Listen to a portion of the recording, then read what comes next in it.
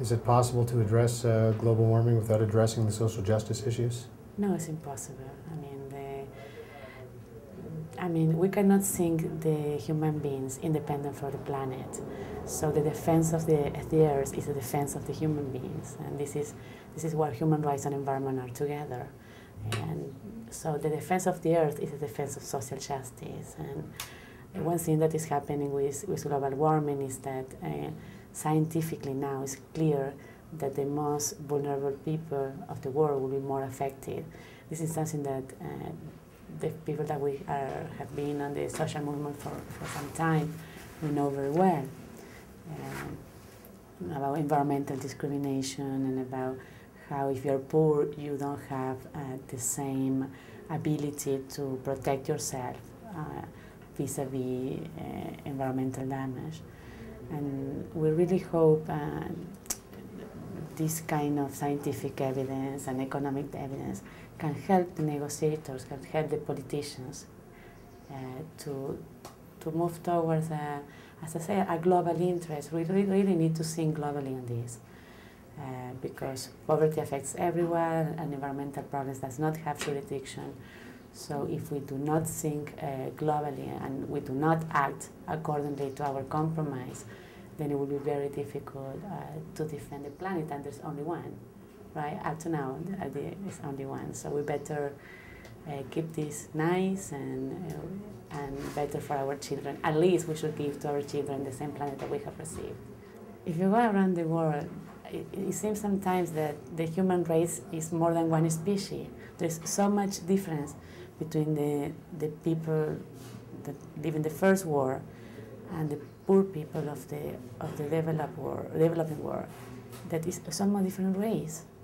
So we're doing something wrong, and we cannot keep doing something wrong. We need to do something to change that. We need to put some leverage on this, because if not, we will be seeing not only irreversible environmental damage, but we will be seeing a lot of social unrest. And so we're talking here about peace too. I'm not talking only about to keep the planet habitable, but we're also talking about peace about human beings. And I think this is key issue. I think that we have the futures in our hands, and we should be very responsible in how to manage this future. And really, I'm a little disappointed to see some individual interest and no thinking collectively on this.